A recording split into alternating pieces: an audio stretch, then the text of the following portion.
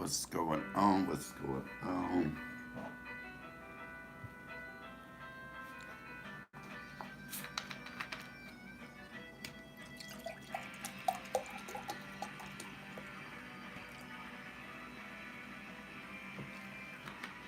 On this Sunday morning. On this Sunday afternoon, I would take it now. Okay.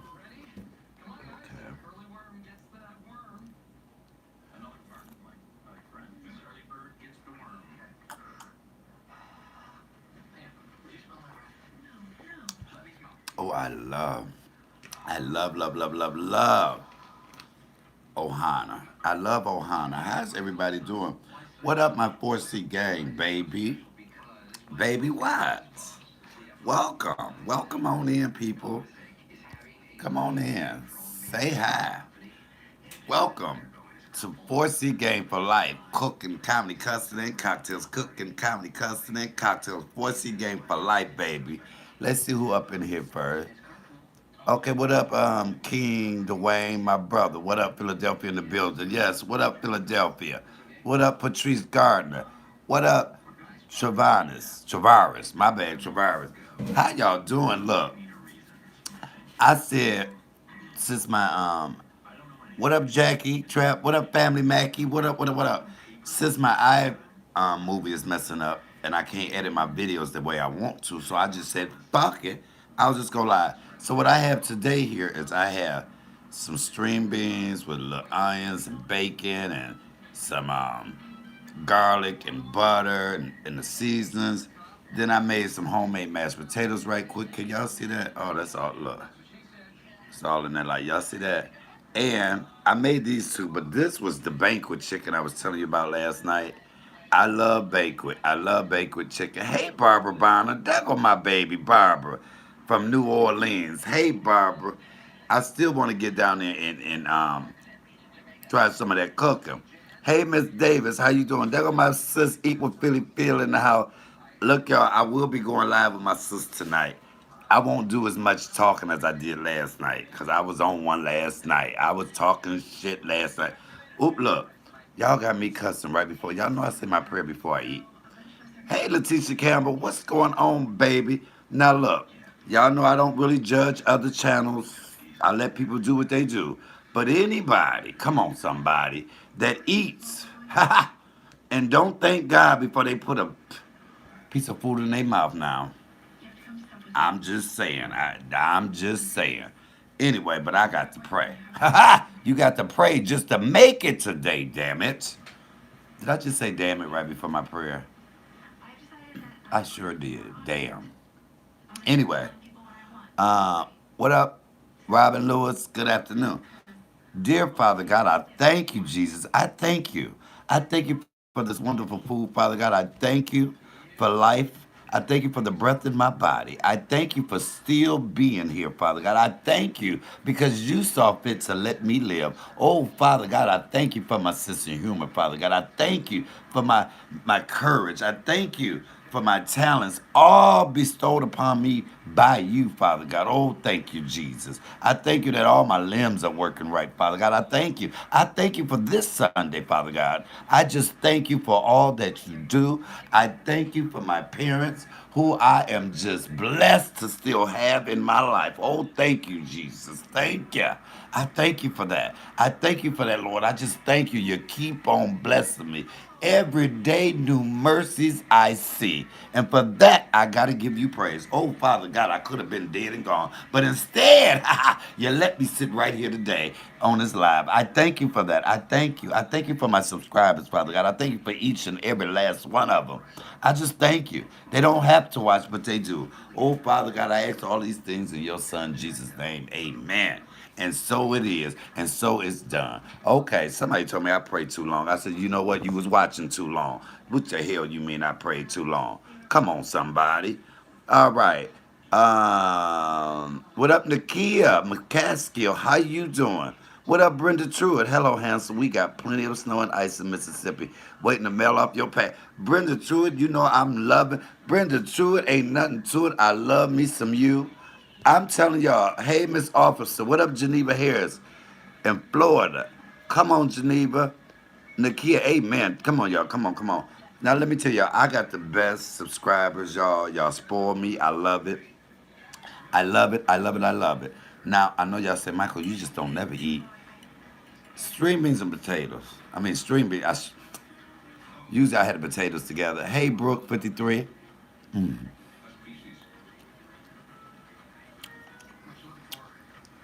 Oh my God, that Patrice got. Hey, Brooke 5374. Hey, Philly Phil. You and Michael are making it another family affair again. I see. I enjoy you both so much. Oh, thank you. Yes, I have to watch. Yeah, y'all come on in tonight, cause um, y'all know I got some shit I want to say. I'm telling y'all, when you cook, I love you too, Brooke. When y'all cook, see, I took a can of string beans. It ain't even got to be fresh string beans. Just take a can of string beans, chop you up a little onions, cut you up a little um, red onions in there. I mean, and some garlic. Fry you a couple of pieces of bacon. Throw a little butter in there with your seasoning. Put some. Come on, somebody. Come on. People actually go out and pay people to make this when you can make it so easy at home. Mm, mm. Um, I don't know. That would be on my sister. Sis, what time we gonna go live tonight? Mm. Look at them potatoes, y'all.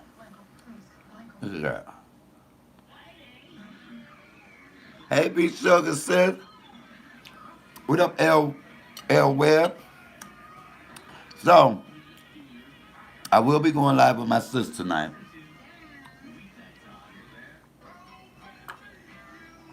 I have to apologize for making her cuss last night. Did I bully my sister last night? I actually made her cuss. Oh, it's gonna be after 9, y'all. Michael, you're my favorite channel. Thank you, Kendra. Oh, come on, somebody. 4C game for life, baby. Cooking, comedy, cussing, and cocktails. Cooking, comedy, cussing, and cocktails. 4C game for life. Okay, so what am I gonna try first? I love the banquet chicken. I'm telling you, it's one of my favorites.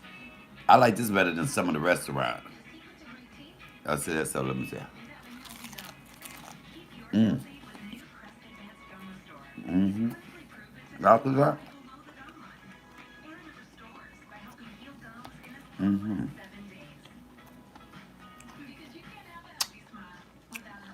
Mm. This is what I'm saying. Women or men, there's no reason why you should be in a relationship. Food brings people together. I'm thinking, if I was in a relationship, when I will be, I think I'm in one, but they don't know it yet. I'm in a relationship, but they don't know we're in a relationship. Is that funny? I know I'm in a relationship, but the person I'm in a relationship with don't know we in a relationship. Now you can call that stalking or something like that. Call it what you want, but we in a relationship. Period. But food, come on, somebody. Food will bring enemies together. Come on, somebody. Mm. Food will make you forgive somebody. Food will make you give somebody some good food. You give somebody some good food, they'll give you the good. Then you can get them goodies. I'm telling you, food is powerful. Mm. Food sets the mood for a lot of things. Mm. And some good food? Yes, God, Miss Brown Hester says. Jarrell, hey, Uncle Michael, I love you. All right, well, this is going back so fast. Hey, Billy Phil, oh, what happened to that one that fast? Hey, says, you ever cooked it? You know what? I don't like curry because I don't like hot stuff. I don't like spicy stuff. Hello, Philly Phil, how are you? There go my girl, Barbara Brown and Miss Brown Hester. Hey, everyone watching, like the video. Yes, y'all like the video. Share it. Okay. I think we got 27 people in here so far. How all 27 of y'all doing? So, I'm just going to tell you the power of the food. Food, come on, somebody. Food will make a wife and a mistress sit down and have a respectable, decent conversation.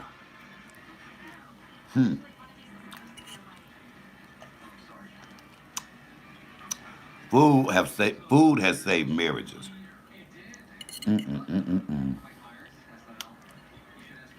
Am I lying? Food and a good cocktail.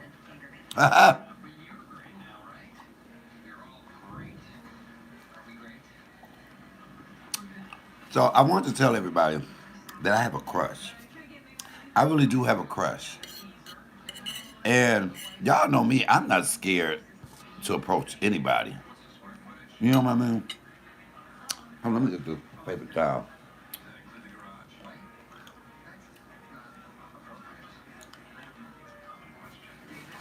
Uh, I'm not scared to approach anybody.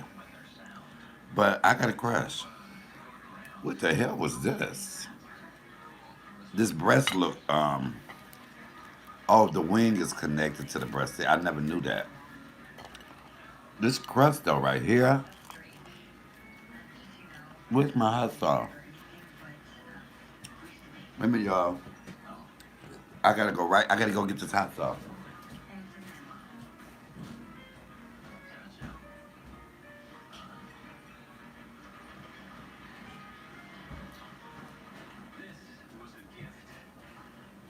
Won't he do it? Okay. Here we go, y'all. So, I'm really digging somebody. And I guess because I'm a Pisces, is it me or is it all Pisces? We are impatient. We're impatient. We love her. Uh-huh. But when we say we done with your ass, we done. And that's in anything.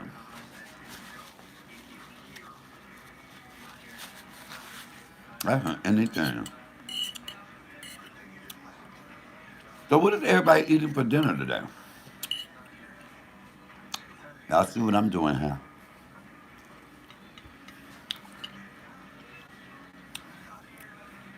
I see my girl Pamela Bolton commenting.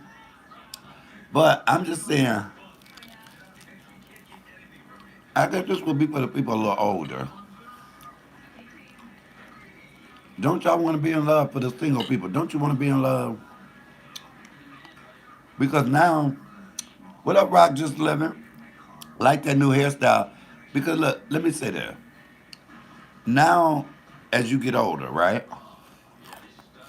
Like me, I'll be 52 in March 13th. If I say now, oh, we've been together 20, I get with somebody, and I say we've been together 20 years, I'll be 72.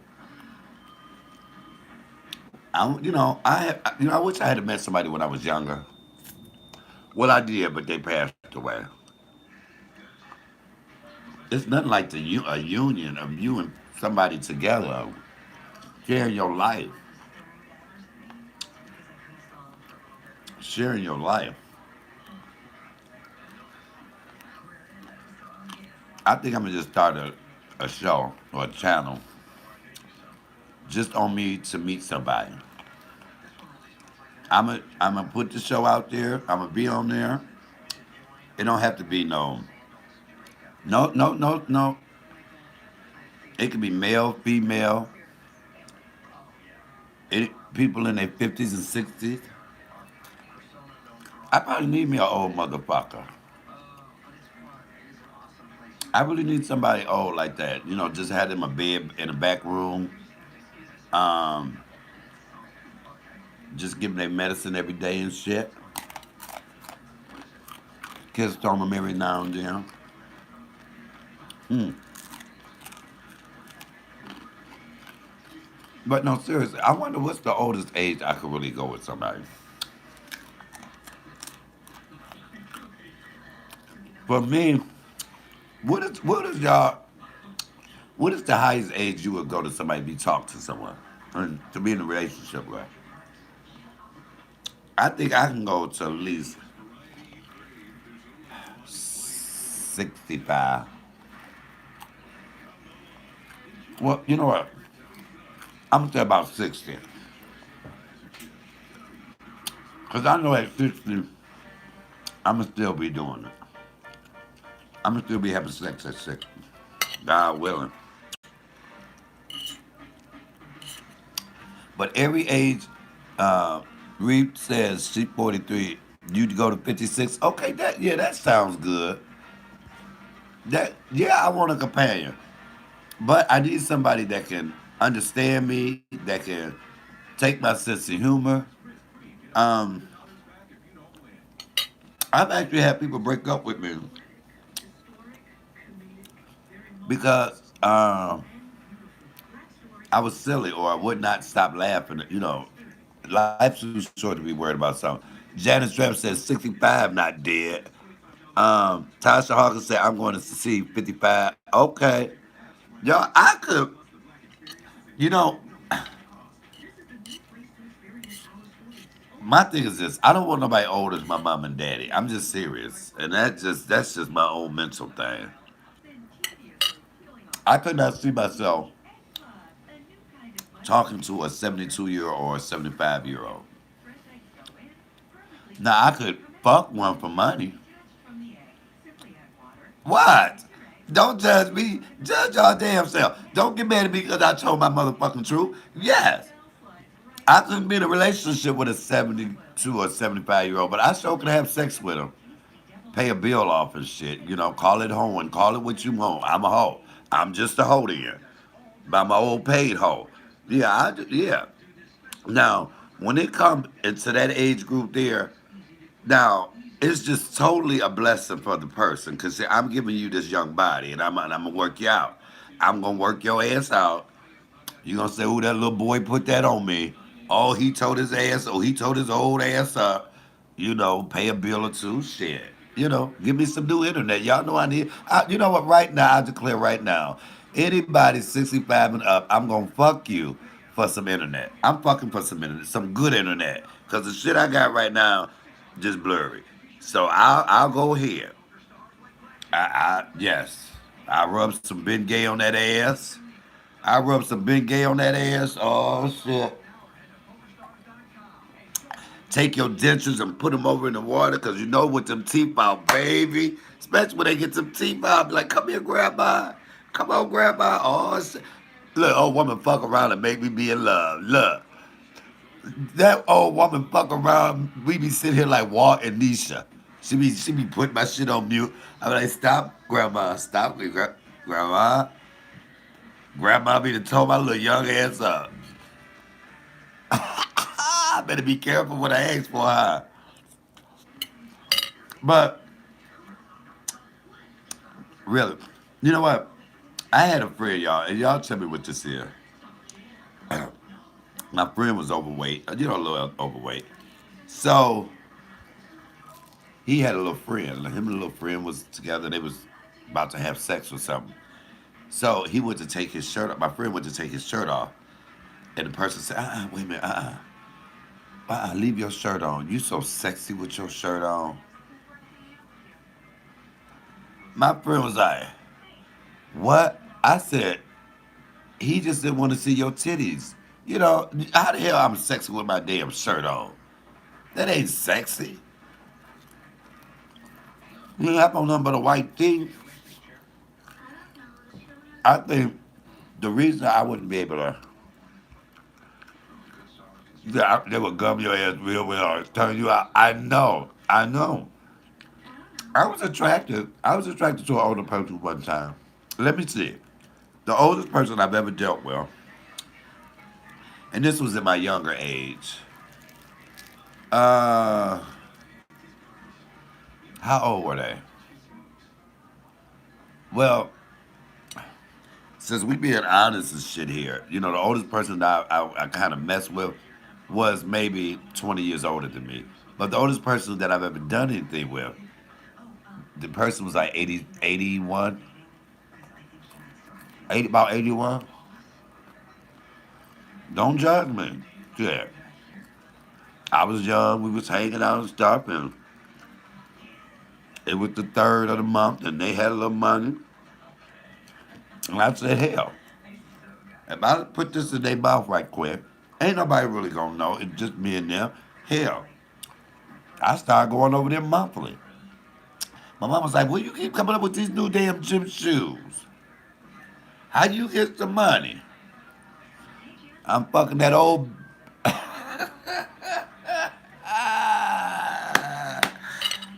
Look, don't y'all judge me. I ain't the only one. I am not the only one. Come on, y'all. Come on. Uh-uh. Y'all know what?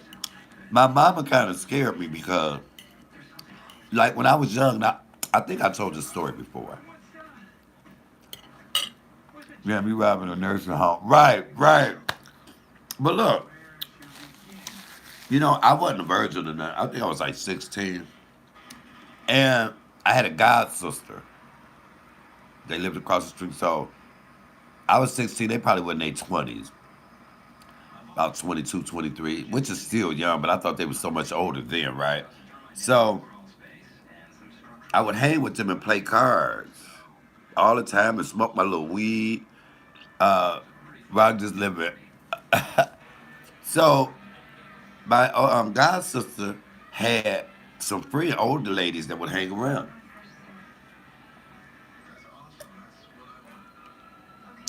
And I've always had a deep voice. I mean, my voice changed when I was like 12. That's how it was this deep.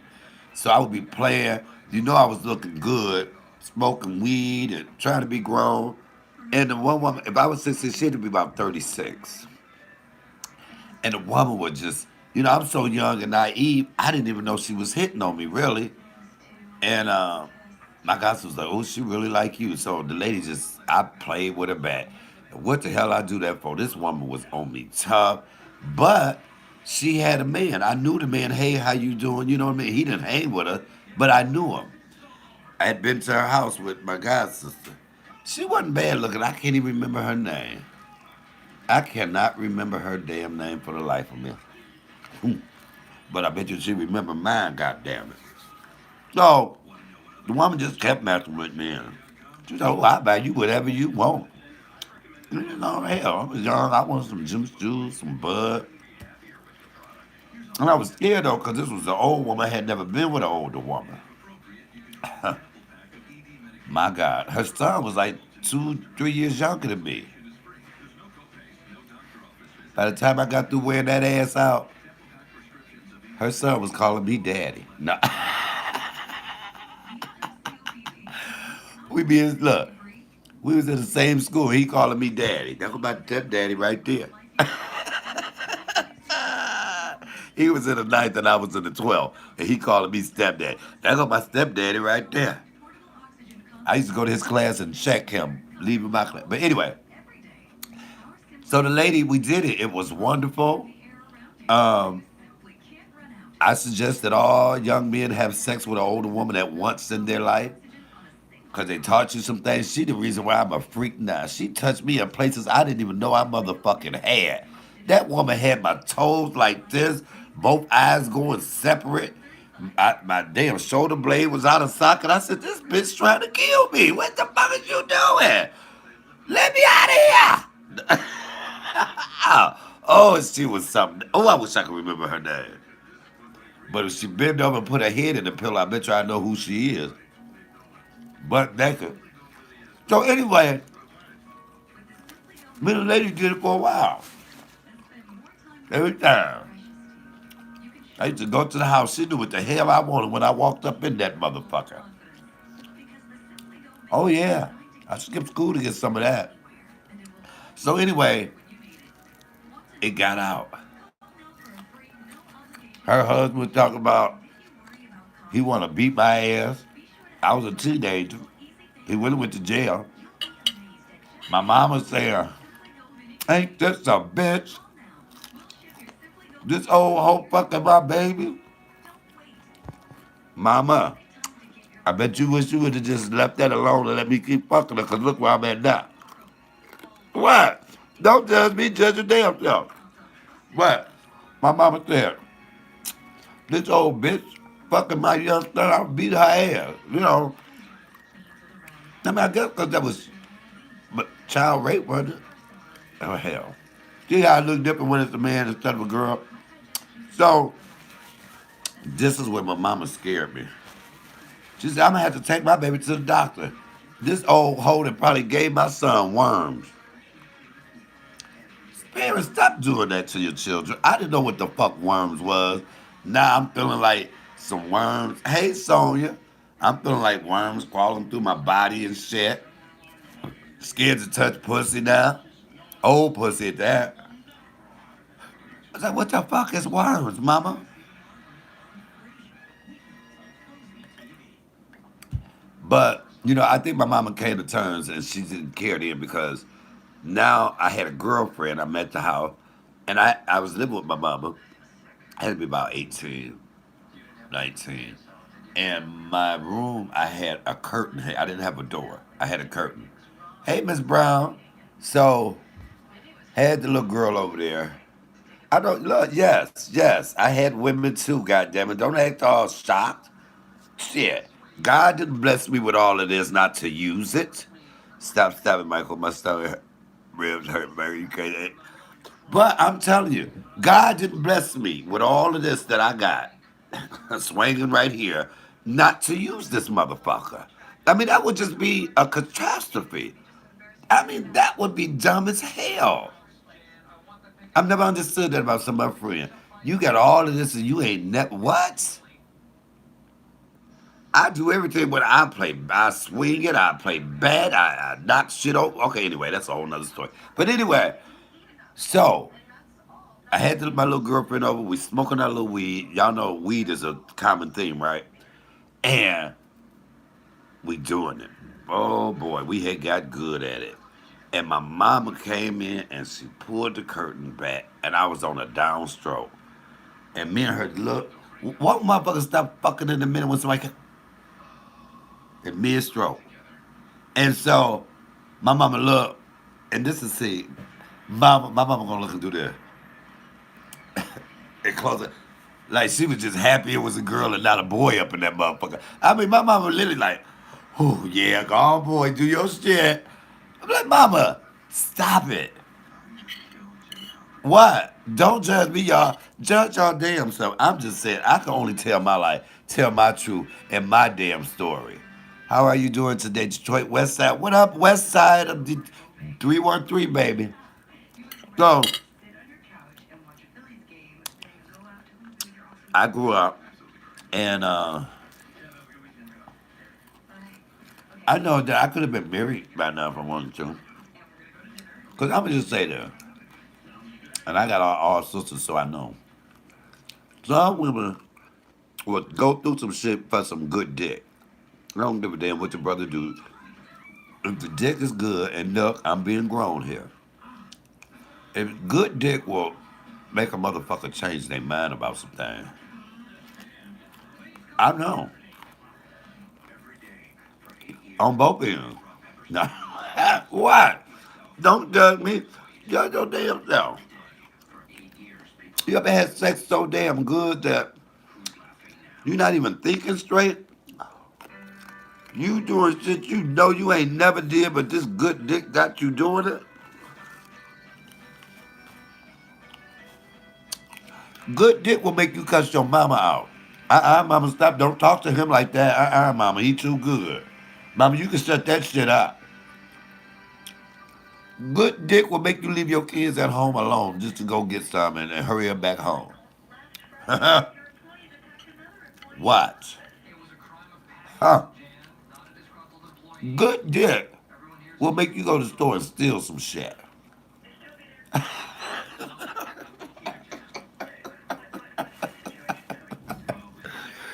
And look, we all know this, y'all. Y'all, we all know this. Good dick. Come on, somebody. Good dick will make you start a YouTube channel. Won't it walk?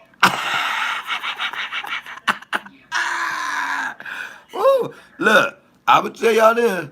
Look, I'm going to tell y'all this. When y'all fuck around and see somebody all sitting on the side of me, that's because I done gave them some good dick. That, hey, they start their own damn channel. Don't judge me. People act like sex don't make a difference. Sex is a big part of a relationship. I really say it is. We can fuck our way through some problems. I don't mind fucking my way through some relationship problems. Sometimes the only thing you can do is fuck. Well, I'm being so vulgar today. I'm being so damn vulgar. But yeah, sex, sex and food. Good food always leads to sex. Sex will make you hungry. Come on, come on.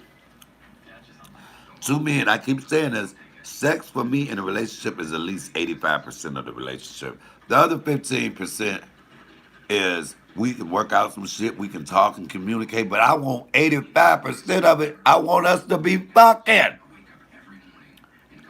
I want to fuck 85% of the time. I'm just saying, okay, y'all get the real raw Michael today. I know it's a Sunday, but I'm only telling my truth. I want to have sex 85% of the time. That other 15 we can work and do our hustle and all of that. Maybe go out somewhere, but I'm gonna cook for you, so you ain't gotta go out nowhere. You can eat the damn food and eat me at the same time. Shit, we can do it all together. But 85% of the time, I want to be in sexual relations, even if it have to be by myself. Come on, somebody. Is that wait? How do people feel? How do people feel that my brother? Wait, Michael, I'm on the right channel.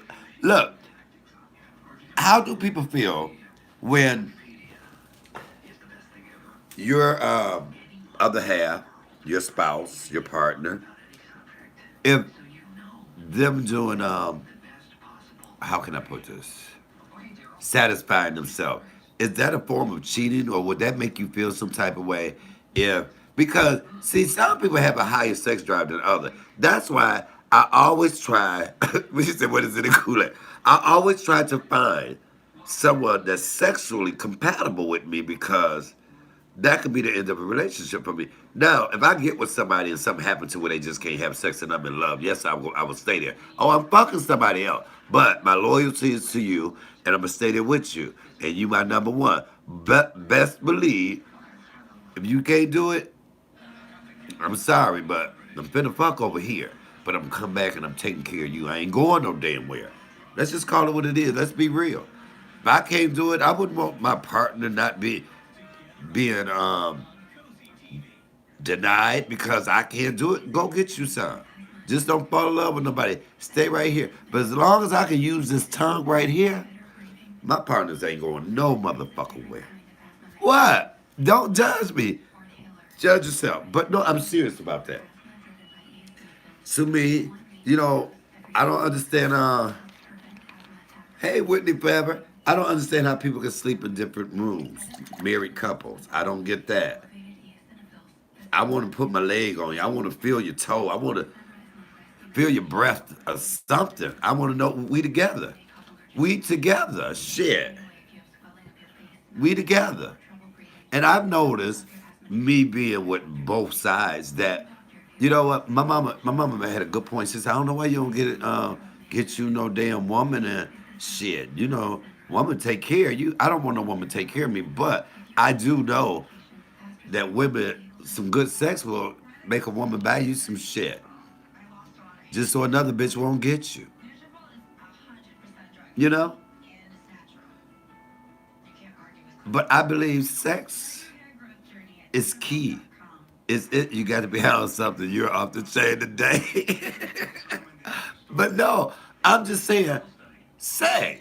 Cause even like when you get into an argument with somebody, uh, well, it's the hey Uncle Mike, I love you. Happy Sunday to you. Of course, again, you're getting me through my shift. I be bored watching these inmates. Hell, you always come through and save me. I love you.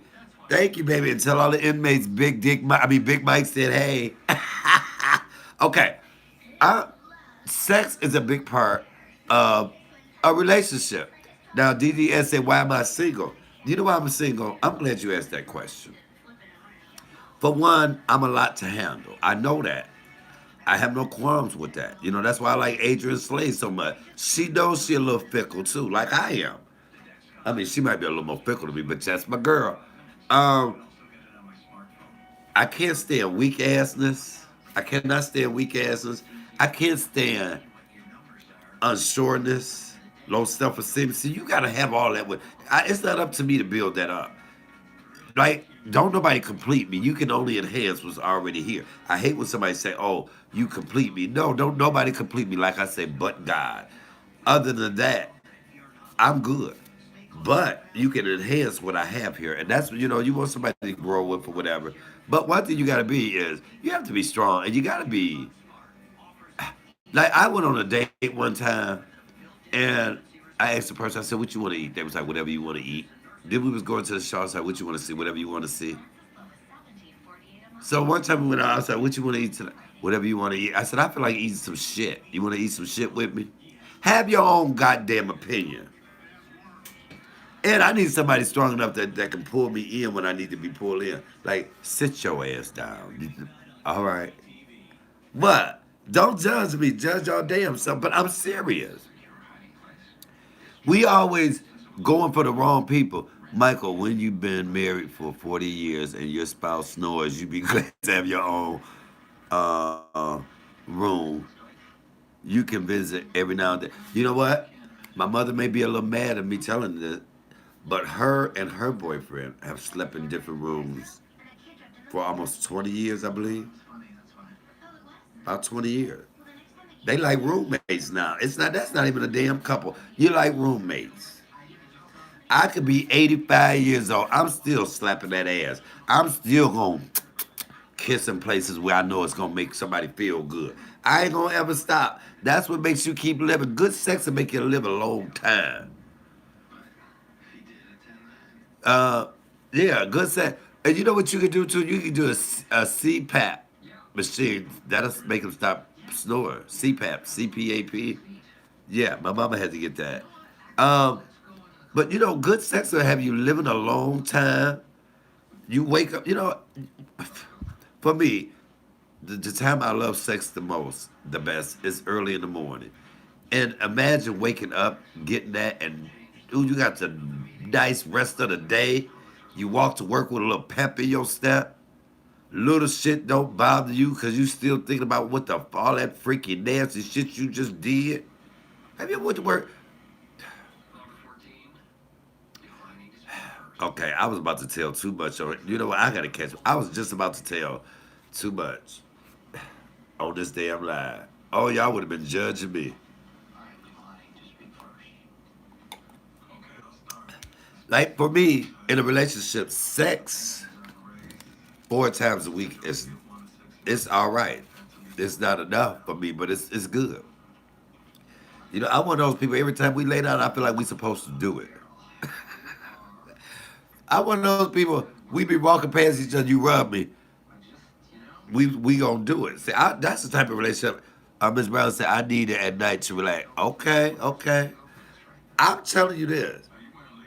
I'm one of those people. We could just give each other a look or a little glance, and I know we about to do it. When you at a gathering and this is the type of relationship I want. When you at a gathering and y'all playing and y'all just happen to have eye contact and y'all both know what it means and y'all both ease up and ease away. Come on, y'all. That's the exciting shit. That's the shit that keeps us alive. That's the stuff that keeps us going. Huh. But everybody's so busy sharing each other. I don't want to share nobody. If I share you, because I could be a freak like that. If I share you, then that mean I don't want to be with you because when you really love somebody, you don't want to see nobody else doing them unless you just straight up freak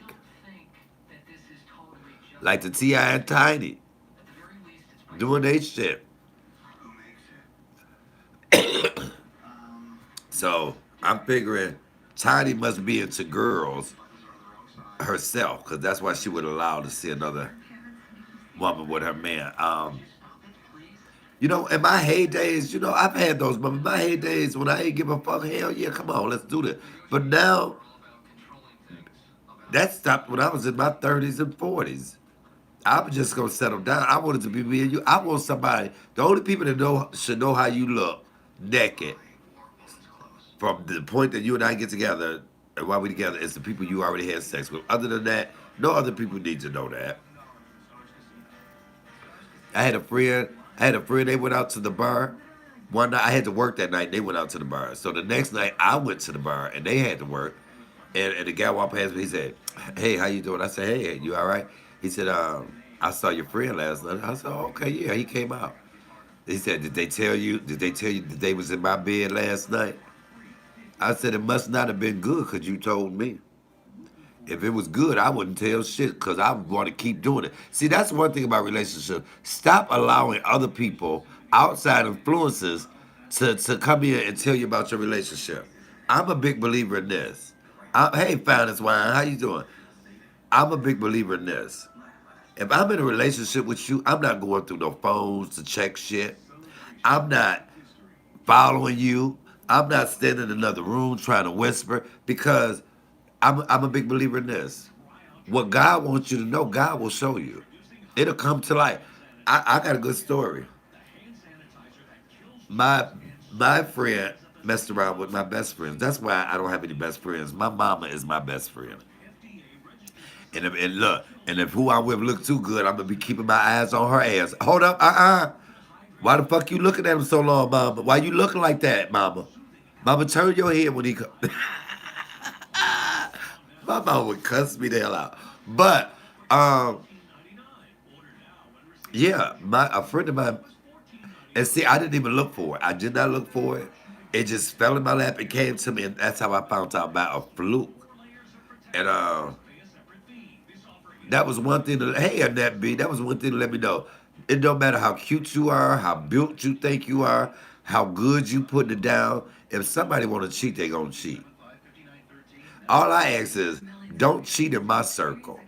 I don't, I like to entertain too much. Don't have me sitting here fixing you a plate and a motherfucking plate and y'all fucking and giggling behind my back. Fuck somebody way across town or something. See, that don't bother me. I'm too secure in who I am. Shit.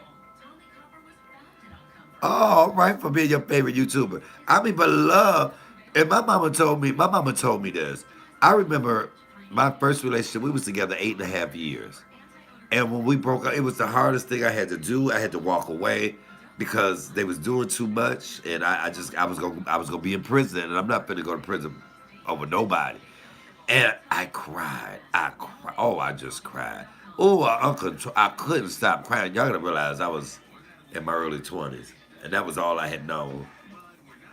My mama said, "Bitch."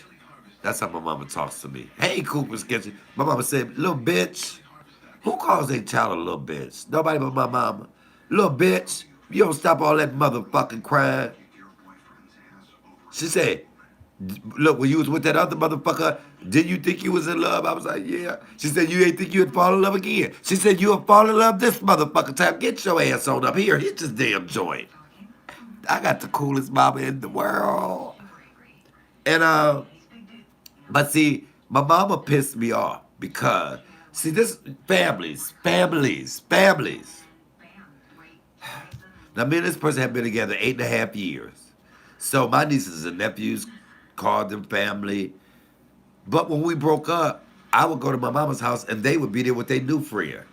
And I'm sitting there looking, and I'm just pissed. I'm just pissed. So when they leave, I say, "Mama, why the fuck would you let them over here?" She said, "You broke up with them, not me. That's still my baby." See, family, when people break up, don't y'all keep hanging with the people. Don't keep hanging with the people. I got one sister. She gonna be mad when I say this, but hell, it's my channel. I can say what the fuck I want. My sister been married 3 times. Yes, 3 times. That's right. Keep doing it till you get it right. Well, the last the last wedding, she wanted me to do some comedy at the reception, but she wanted to know what I was gonna say because she know me. I could go there, and oh, it was an open bar too, so I was feeling real good. So my other sister said, "Michael, are you gonna do comedy?" And then my one sister, I'm not saying no names, but she said, "Well, if you get up there, what you gonna say?" I said, I'm gonna get up there. I was fucking with her because she's so timid and she everything bothers her. So I said, I'm gonna get up there. I'm be like, what up, everybody? Congratulations to my sister, the bride and the groom in the building. And then I'm gonna say, okay, but let me just get this out the way first. Now this is the third set of fucking in-laws I done had from her.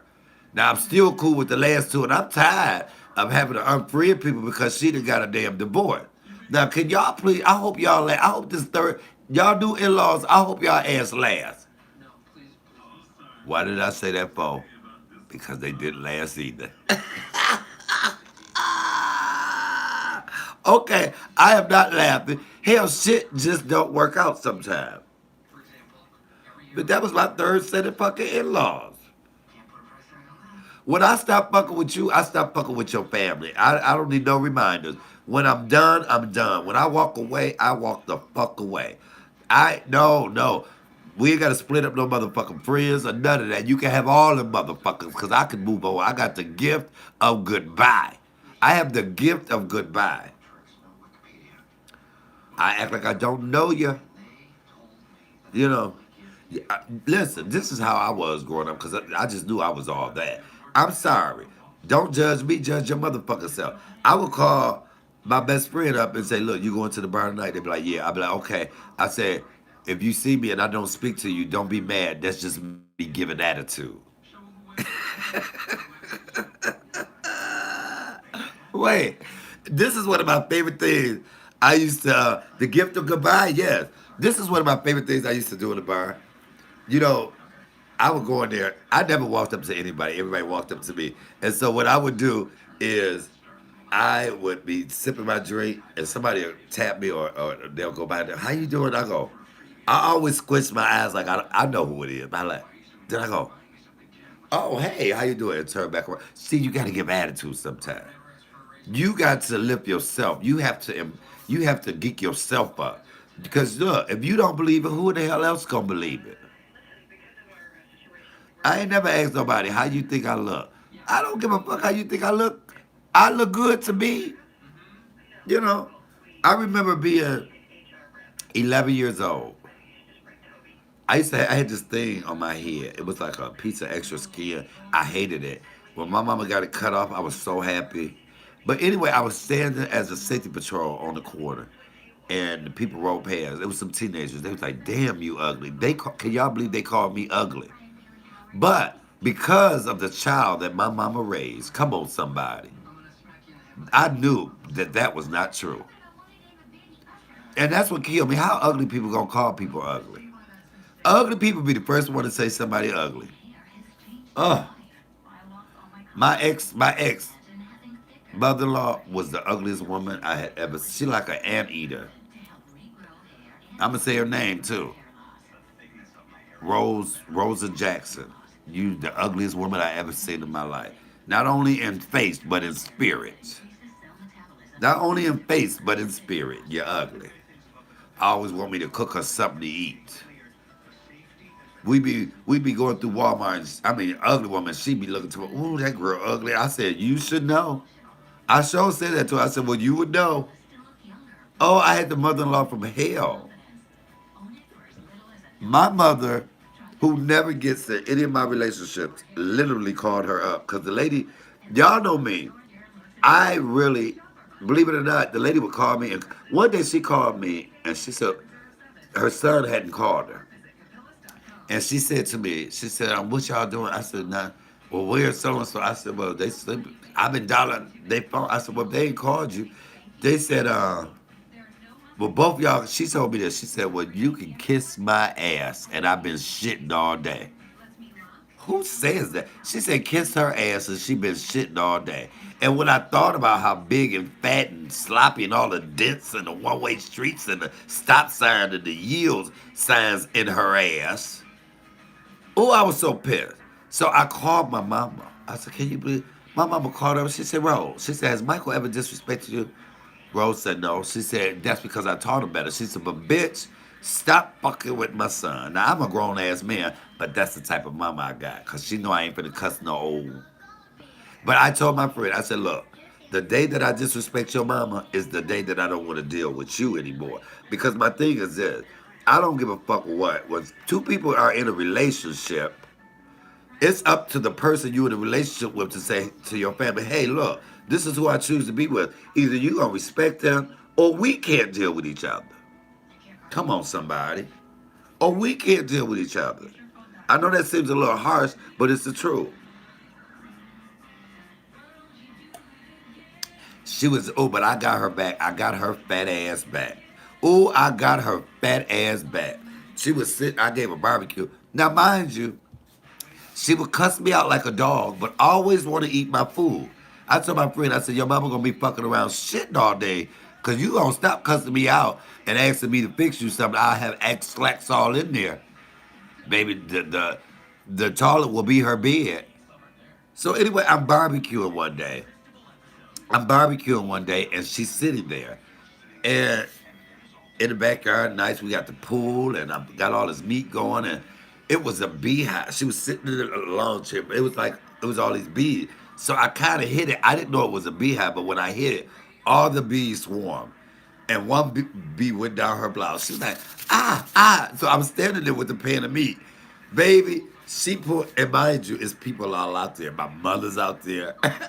She's like, ah, ah. She pulled her whole shirt off and didn't have on no bra. When I said her titties hit her motherfucking knees, oh my God. I mean, I dropped the meat laughing. I want to say, bitch, that's what you get. Kiss your what? And you been shitting all day? Get that bee out your breast. Oh, I mean, oh, oh, you know what? I had low self esteem when I was in that relationship. That is one time. You know what? I wanted to file for Social Security. They'd be like, "What is your ground?" Because I was going with this ugly motherfucker, and I had low self esteem. Then I went with this one person. Oh my God. The whole family was ugly. See, that's why you got to be careful of what you ask for, because I had got out of a relationship. I said, you know what, Lord, maybe I'm looking for the wrong thing. I'm gonna stop looking for what I want, and I'm gonna wait on what you send me. See, you got to be careful what you ask God for, because I sure asked that. I said, Lord, I ain't even gonna judge how they look or nothing. I'm just gonna, the next person I run into that you send my way, I'm gonna get him a try. Because see, people gotta. I don't judge people by the way they look. Use a damn lie, because I ain't never stood nowhere and looked across the room at somebody I thought was physically ugly and said, "Oh my God, I got to get over there and see how their personality is." No, the first attraction is physical attraction. Damn, they look good. Let me go over here and see. So anyway, I didn't pray to God and said, "Look, God, I'm gonna just stop." Because I got to, and we have an idea of what we want in our mind, but God may have something totally different from us for us. So I go out. I'm at the bar. Hey, Miranda. I'm at the bar. I'm playing pool. Bam. I shoot. I'm a good pool player, y'all. I love to play. I'm very competitive. So I missed my shot, and I said, "Damn!" When I turned around, I bumped into this person. I said, "Oh, excuse me." They said, "Oh, no problem." The ugliest motherfucker I had ever seen in my life. Just a smile, black, ugly motherfucker, just smiling. Oh, anytime. I looked up at God. I said, God, okay, you got jokes. For real, God, this how you gonna do me? This how we gonna do this, Lord? Okay, all right. So I'm talking to the person. We exchanged numbers. Ugly as hell. So I ain't even gonna say their name. I should, but I'm not. So we go out on a date 2 days later. We went to the Olive Garden. So we go to the Olive Garden. We go to the Olive Garden. Hey, Sonya Duell.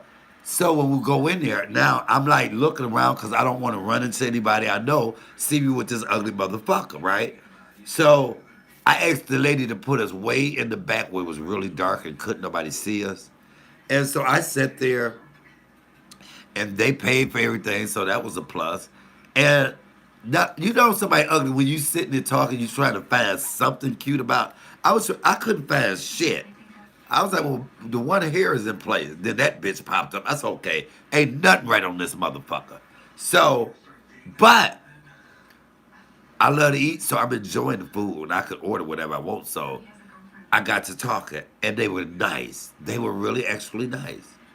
And I was like, okay. So we started talking more. And then I met his sister. The sister was ugly. Oh, the sister was even uglier. How the fuck your sister gonna be uglier than you?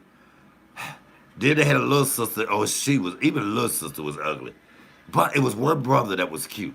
But the mom, oh my, they all look like some motherfucking monkeys, some chimpanzees, right? So anyway, I fucked around, and y'all be careful. Listen to what I tell y'all when I say this.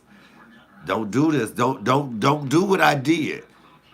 I fucked around and had sex with the ugly motherfucker. That was the worst fucking thing. Don't ever, I'm telling y'all, do not have sex with no ugly person. Cause they don't have it, they don't get it often. Oh my God, I had sex with that ugly motherfucker. I mean, the clouds opened up. The sun started shining. The moon was full. All I know was, I was like, God damn, this ugly motherfucker is doing some shit. Ah, I was in love with an ugly motherfucker. Do you hear me? Even when we broke up, this is my mama. My mama's so stupid. When we broke up, I say, Mama, you think so and so was ugly? She said, Baby, if you have to ask, you already know he was ugly. But see, and then you got to be careful with this too. You got to be careful. I'm telling y'all, learn from me. You can get with an ugly motherfucker and don't nobody want their ass. But as soon as you get with them, everybody wondering, well, what they got that you know, and they were 8 years younger than me, and they was ugly as fuck. So anyway, we ended up moving together. Yeah, the ugly motherfucker had my nose wide open. I moved in with the ugly motherfucker. That meant I had to see this ugly motherfucker every day. But it was worth it. Oh, less it was. So, but you got to be careful because see, ugly people when you get with them, now all of a sudden they think they cute. You done got with them, now they think they cute because that's what this motherfucker did. Now you think you cute because I didn't gave you a little up. Everybody looking at you now. You got some people that only want people that you've been with. So you got to watch those people. You got to watch them. So we were having, and my mother didn't really like them because my friend wasn't a people person. Like I would have get-togethers, cook, and my family would come over. They would stay in the room. My mother just she didn't like that. So anyway, one night I had cooked up. I had friends over and family, and so my mama and my friends was like, "Let's all go out and have a drink." And I was like, "Okay." So I go in the kitchen. I tell my friend, I say, "Look, Mama didn't want to go out and have. Hey, Tawana, you best speak." I said, "Look, Mama didn't want to go out and have a drink. You know, come on, you want to go?" They told me, they said, "No, I don't want to go, and I don't want you to go." I said, "What?" They was like, "And I don't want you to go." Now, mind you, this is the ugly motherfucker that wasn't nobody checking for until I got with your ass. I said, "You don't want." He said. Then they said, "Matter of fact, if you go, we're through. The one thing you don't give me is no motherfucking ultimatum. I don't play those." I said, "What?" Then they said, "Matter of fact, I lowered my standards even when I started even to talk to you." They lowered their standards. I want to say, motherfucker, do you know I prayed to God to send me an ugly motherfucker like you? So anyway, but when they was like, I lowered my standards to talk to you, I didn't say another word. I just went in the bathroom. I got a handheld mirror. I came back to the kitchen and I just handed them the mirror and let them look in it. I said, no, I lowered my standards. And I walked away and I walked out there. Now, your ass is ugly. I done gave you a little some self-esteem. Now you think you what? You lowered your damn standards. Ugly people will do that shit to you. But I'm gonna tell y'all, be careful. Be careful fucking with an ugly person. They will fuck up your whole equilibrium. They'll have you thinking some. They'll have you looking at ugly shit thinking it's cute. I bought look when I got with that motherfucker. I bought the ugliest curtains. I bought the ugliest chairs. Shit. I was like, oh my god, now I'm just picking out all ugly shit. My feelings started getting ugly. My attitude was ugly. Oh, he put that ugly spirit on me with that ugly ass. What? Look, all of the family was from Jamaica or the islands somewhere, and I had cooked because everybody always loves my cooking, and so all it was all their family there. And I said, "Hey, the food is ready." So they all go in the kitchen, and I mean, the whole family. Now, mind you, I'm standing there looking at them, and they was just going in. They look like a bunch of monkeys and ape like, ooh, ooh, ooh. I mean, like they knuckles was dragging the ground, and the way I was like, oh my God, my kitchen looked like a fucking zoo with all these ugly motherfuckers. Then the one sister was pregnant. I was like, her belly was ugly. Now, how your belly gonna be ugly? So you know the baby was gonna be ugly. And see, one thing about me when it comes to ugly babies, see, I'm not gonna hold you up. Oh, it ain't nice to call a baby ugly. Yes, it's some ugly motherfucking babies out here. Shit. It's a couple of ugly babies in my motherfucking family. But I got one cousin got twins. How about this? The babies are twins. One is cute and one ugly than the motherfucker. I said, oh, God got a sense of humor because if they twin, look, she got a double carrots. And I was somewhere by the river walk, and my cousin was walking with the two babies. Now, mind you, was one ugly ass baby and a pretty baby. So they roll a path, and I said, hey, cause she said, hey. So the one baby, the one ugly twin laid back like, hey. The other twin turned like this. And he gave me a look like, I know I gotta ride with this ugly motherfucker all the time. Oh, that would just be hurtful. For me to be a twin and I'm the ugly twin, oh God. But yeah, there's ugly babies. I'm serious. When people say, how my baby look? I be like, just like you. I never actually say that they're cute. I don't even fuck around and play like that. Ugly people stop asking, is your baby cute? You know, if you gotta ask if your baby cute, you already know that little motherfucker ain't cute. I tell this story about my nephew, and this is such a true story. I even talk about this in my comedy act. I think I told it on here too, but I'll tell it again. I wanted to be an uncle so bad that when my sister got pregnant, I was like, yes, yes. I rushed down to the hospital and I asked her, I said, what the baby is? She said, it was on the ward, the baby ward. So that was on the third floor. I go to the third floor. I'm so excited. I'm 18. I'm finally being an uncle. And the nurse walks up. The nurse is in this, all these babies. I'm trying to find the name to see where my nephew is. And the nurse is holding this one baby, feeding the one baby. And I'm looking. And so I couldn't find, I said, excuse me, ma'am, where's the Watson baby? And I'm thinking, now the baby she was holding was so motherfucking ugly. Oh, I mean, his hands like, and the lips, And I was like, please don't let it be the one in her arms. I was like, where's the Watson baby? She was like, here we go, right here. I was like, oh, hell no. But my nephew is a very nice looking young man to this day. I think he's 34. But oh, he was an ugly ass baby. I'm serious. He was ugly. My sister was an ugly ass baby. My older sister, she was like the ugly duckling. Not Phyllis, my sister on my mama's side. She was an ugly duckling. When my mama had her, she didn't have no finger. She was born premature. She had no hair, no fingernails. I don't think she even had an eyelid. Hell, my mama ran out the room after she had her. The doctor was like, "Ma'am, you just gave birth to her. How you gonna run off from your own baby? How your own baby gonna scare you?" When you see people that's carrying their babies that always got them covered up and you never see her, that's because that's an ugly ass baby. Uh huh. Yeah. See, we don't want to see. I talk about shit people don't want to talk about. Don't ask me how your baby is. Michael, you right. I don't lie and say they cute. I ain't lying. The ugly duckling, and hopefully the baby turns to be a beautiful swan. I'm just saying. I am just saying. You know, and grown, we guilty of that. We guilty as grown folk. We be a little nicer to the cuter kids than the little ugly ones, than the little ugly baby. Little ugly babies always want you to pick them up, don't they? Yeah. I mean, if you don't get your little ugly ass away from me, no. Pizza, you better be careful. See, that's why I ain't got no kids. Ain't none of my kids gonna come out ugly because I don't have any fucking kids. I can't do kids too much. Mr. D and Miss D's where I like you too. You too much. Thank you. What up, Jay Collins? I'm just serious.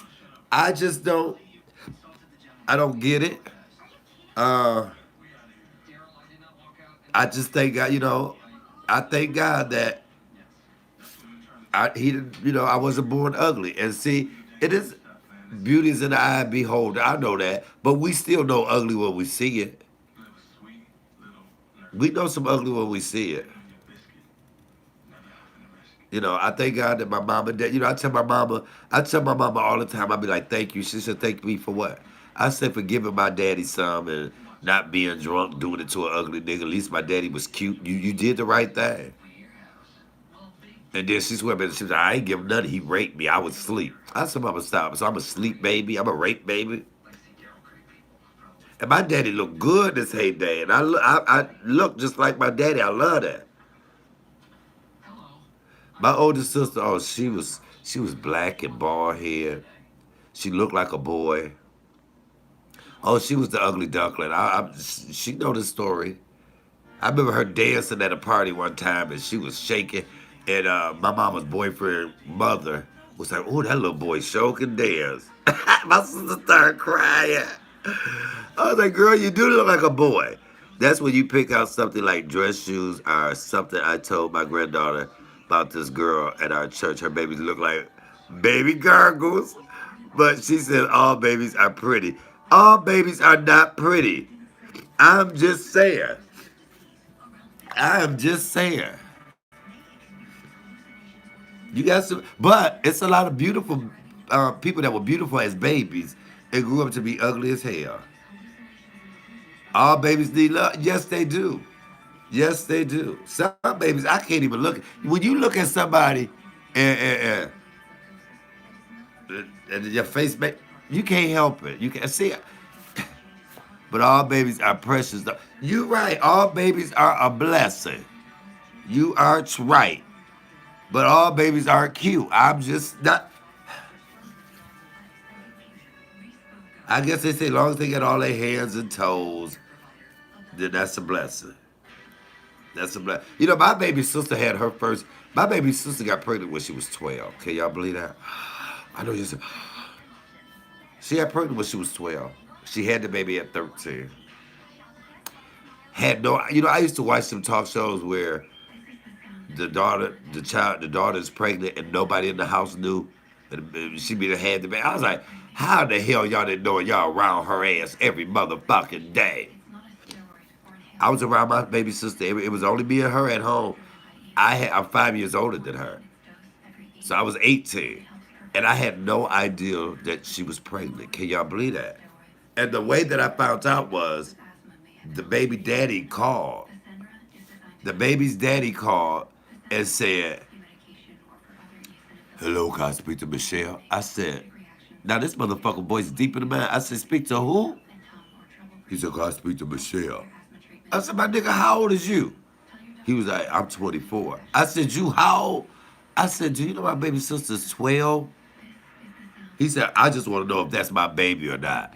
I dropped the damn phone. Oh, I dropped the phone. Now, I've never been a big snitch, but I couldn't get in the kitchen fast enough to tell my mama, this guy, talk about Michelle pregnant. She was 6 months pregnant. Oh, my God. I had no idea. None. Now I look back at some pictures and I could tell she was pregnant. But I couldn't even fathom the fact that my baby sister was doing it. Well, anyway, she went into premature labor. She had the baby, my nephew Arthur, in October. And I sat there. I sat there and watched her push the baby out. And I saw them pull the afterbirth out. Oh my God. Oh my God. So they told her the baby would come, wouldn't survive, but the baby had a heartbeat. They ran and they had the baby in the incubator. He lived for 5 days. Arthur Waters. And I held his hand. I stayed there every day. And then he passed away after 5 days. And that was like a sad moment because that was my second nephew. That was a sad, sad moment. But let me tell you this. That was in October she had that baby.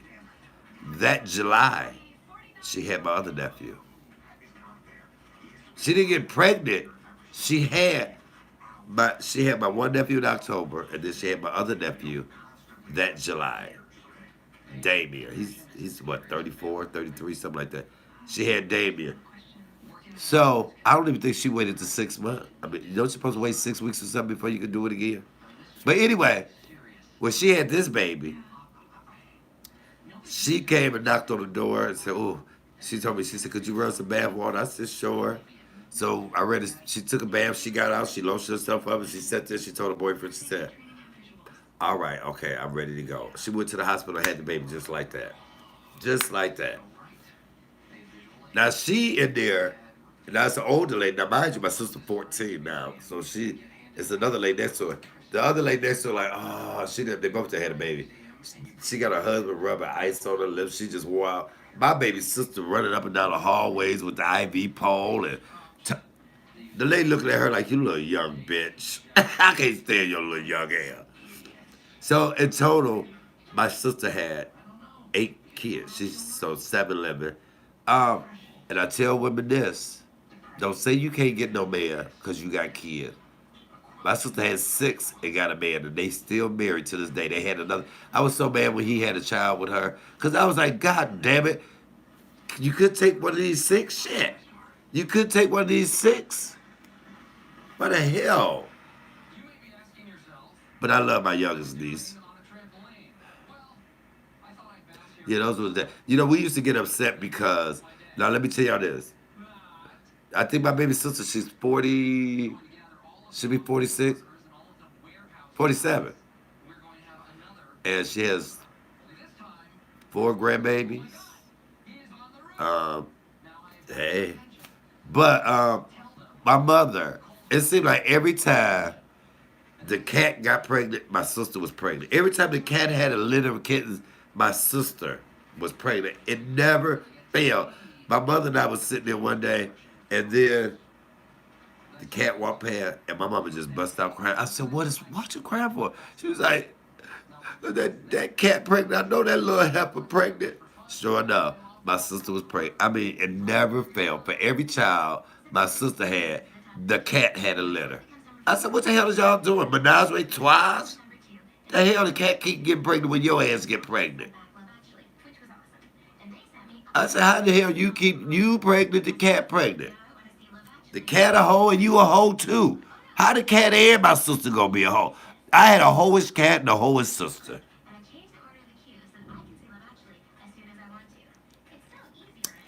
I'm just saying.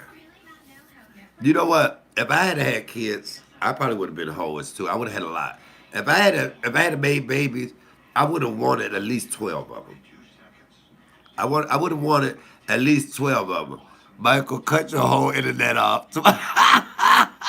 I'm just saying. I told y'all this in the other story. But my sister had her 2 kids for the curfew for Halloween. Her and the babies had to go in the house because it was a curfew for all. I'm just saying. I'm just saying. But my sister had 5 boys and then 3 girls at the. She had 5 boys first and then the 3 girls at the end. Ain't that something? Uh huh. Sure did. Oh, see, I tell the truth. I just speak the truth. If I would have had kids, I would have had a whole lot of them. I thought this girl was pregnant by me once. Cooker, did I'm enjoying you on TV. You're the best, Michael. Thank you, Dolores Hall. Jennifer Spillman said, "Are you crazy?" Yes, I am crazy as a motherfucking bed bug. Well, young pregnancies run in my family. My great grandmother had my grandmother when she was 16, right? Then my grandmother had my mother when she was 18. My mother had my sister when she was 14. So, at one time we had 6 generations on Earth at the same time. Hell, no, it was 7 because I have a picture of my great grandmother holding my sister's grandbaby, which was her great great great grandchild. Oh yeah, some hoes up in this family. Well, I'm not gonna say they was hoes. I'm just gonna say that they like to experiment early. Which hold on, what to say? They like to experiment early. Michael, it's not too late for having kids. Oh yes, it is. Because if it came down to a box of Pampers or a bag of Bud, I want the motherfucking Bud. Michael, 12 of you, we could not last on this planet. but you're fun. Love your channel. Thank you. I'm just serious. I admire people that have children. You know, and I'm a big believer in this. This is what I believe. And mothers, tell me, am I lying or not? Hey, Margaret, do y'all look at y'all kids? Because I'm sure everybody has a favorite child. My mama's slipping down; she don't have one. I think it's my sister Sonia. That's her favorite child. I know it ain't me. Um, and the reason I say that, my mama say, I love all y'all. I love all y'all. Stop it, mama. You do have a favorite. So my thing is this: I said, okay, how does a parent determine which one is their favorite? What are the criterias, right? Um, it was a blessing, Mikey. I would love to meet you. Shauna, I would love to meet you too. You are hilarious, Michael Evelyn's trip. Okay, okay. So look, I came down, I thought about it, and I thought about this thing. I understand now why parents, especially mothers, have a favorite child. And you know how I determined it because I said, my sister Sonya, that's my mama's favorite. Why? Why? Why? I got down to it. It depends on how good your daddy gave a dick to your mama. Cause see, my daddy must have been drunk and didn't last long or something when they made me. Cause you know what I'm saying. But my daddy must have put it on my mama when cause do you look at your kids and be like, oh, I remember that night that motherfucker so tore this up, and then you look at the other and be like, that's when that motherfucker came in here drunk and made me do it. I think which I think my daughter would put in a nursing home. You know what? I would never let my mother go into a nursing home. I never would. I couldn't. I couldn't. I only have one, so she's my favorite. See, that makes it sense. But I really do believe my son Jesse loves his mommy. See, I really do believe it depends on how good the sex was. Especially when all the kids got the same mom and daddy. I be wanting to ask my daddy, Daddy, when y'all had me, what did you and mama do it at? Was she upset with you or something? No favors, you love them all the same. Some are more needy than others. The needy get more attention, so it seems like favorites. No, you know what? I agree with that rock just living, and I don't. And the reason I say this, my sis that she lives in another state. No, she lives in another city. Um, for Mother's Day one day, my older sister had bought my mama's these really expensive diamond earrings. I went over there. I cleaned up her whole house. I cooked her dinner. I had flowers delivered to her. Because that's what she's used. My sister texted her, Happy Mother's Day. My mama started crying. I said, you know what? I know what the hell I'm getting her next year. A motherfucking text. But you know how I look at that? Um, just like in families, the auntie and uncle that you never hardly see them. So when you see them, you just so happy, because you never around them. And that's why it seems like they like them more. But when you are around somebody more, y'all tend to, you're going to have more dealings and everything like that. So I get it. I get that. Um, I think out of all of my siblings, I talk to my mother the most. I haven't talked to her today. I can't believe it. As soon as I get off here, she hung up on me. My mama hangs up on me every fucking day. Uh, love all three of my kids the same. Took care of my dad until his pass in 2013, and mother now. Okay, that is such a blessing. My daughter is my neighbor. You would think I love her more, but I love both my kids. My son is just to himself and doing his own thing. Shaking my head, laughing like your logic. Well, listen, me being the only boy and having the same name as my mama and having the same name as her, and out of all her kids, I'm the only one left here like her. We both love to go to bingo. We love the same thing. We enjoy the same things. We got the same sense of humor. So I tend to I spend the most time with my mom. I even when I'm talking about my sister, I go, "How are your kids?" I call them your kids because it's like the girls and me. It's a separation. It's like the girls and me. And even growing up all that time, it was that's why I was always with my mama. I was always with my mama. She left. I had to go with her. Wouldn't nobody watch me. Can y'all believe I was the biggest tattletale ever? I told everything. But anyway, I'm just saying. Okay, y'all done had me talk about please go back and open. Is B8 go back open in the DM? Is what? I didn't get that one. Miss Chocolate Divine. I just don't want her to make the same mistake. I get you, Margaret. I get you. You right. I get you. You right. But you know what? Um, yeah. The bingo hall. No, they're not open yet. I think one of them is open, but that's me and my mama thing. We go to bingo together all the time.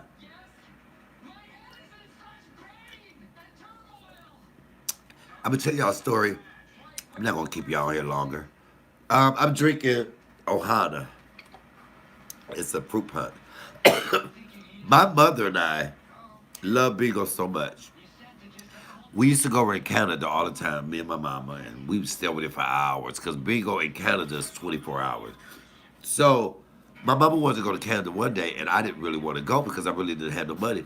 She said, "Look, I'll give you $20. Let's go." I said, "What up, comedian? Thank you, bro. Ring my bell or go to hell." One of my subscribers gave it. You see my sis Philly Phil right there. See me and my mama, me and my mommy. All the rest of them are me. She did that. She made that for me. Okay, so first of all, I hate going over to Canada with my mama. You know why? Because they always pull us over. I used to go play bingo years ago. I used to love to play bingo, find out which one is open. My granny loves bingo. So look, I will. Hey, B Sugar. So every time we go, because you go through the United States side, I always do the bridge. I cannot stand the tunnel. I cannot stand the tunnel because my favorite, I'm the only child for my parents. Okay. Because when you go through the tunnel, now this is under the river, and it's water seeping through, and I always had this thing like, oh, what if these walls came in? So I cannot do the fucking tunnel. The bridge, I hate to do that too, but there's no choice. So, but every time we get on that side, when we get to the Canada side, they said, okay, what's your name and where you from? And my mother always go, Michael from the United States. And I go, Michael from the United States. They go, pull over. They pull us over every fucking time. I was like, God damn, they act like we playing a game.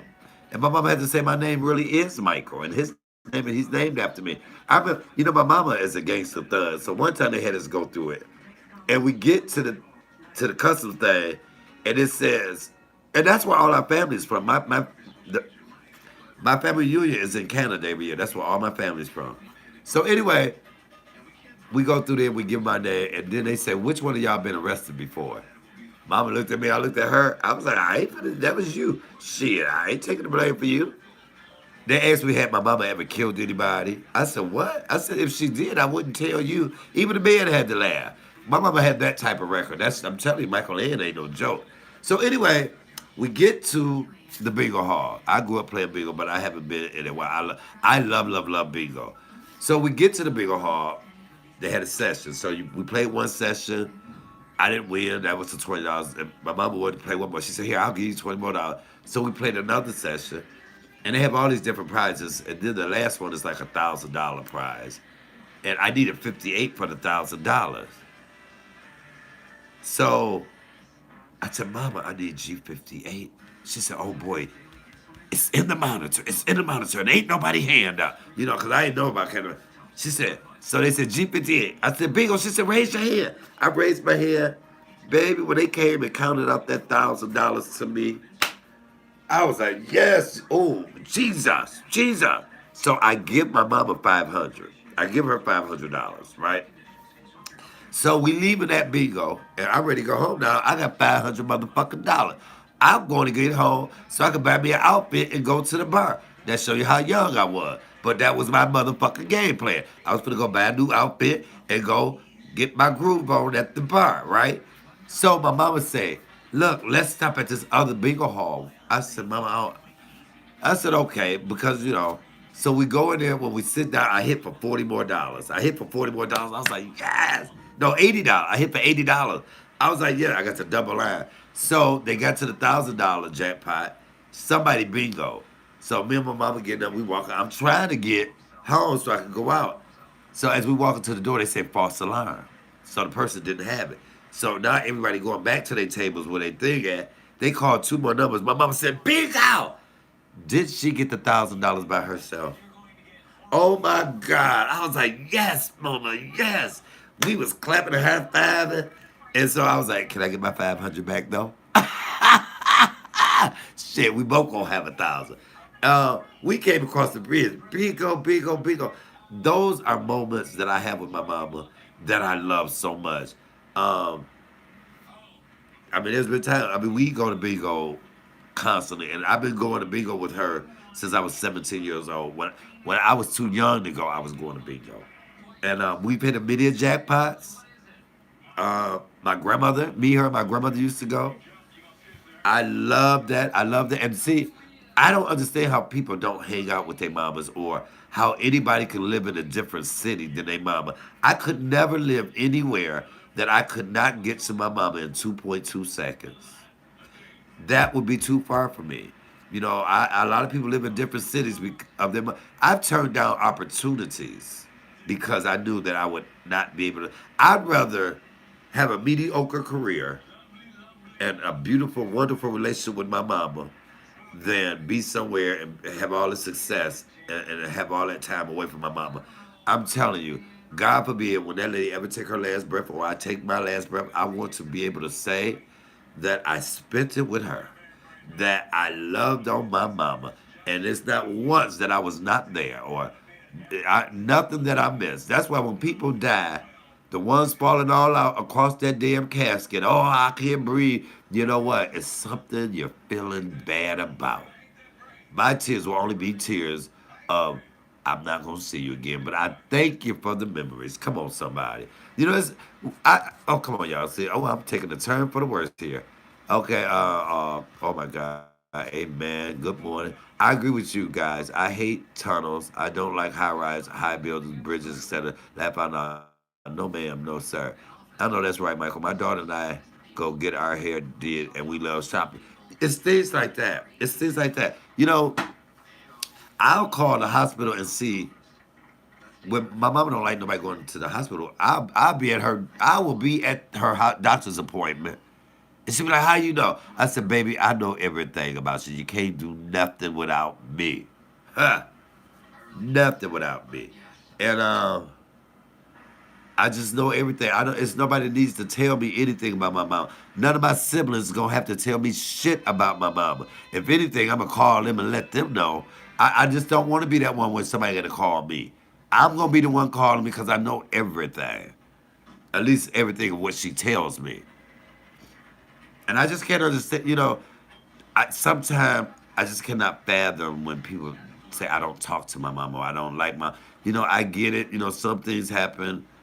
I thank God for that. My mother and I have been through a lot, but never once had my love ever wavered for my mother. Never once have I ever said, "Oh my God." I don't blame you, Michael, about your relationship with your mom.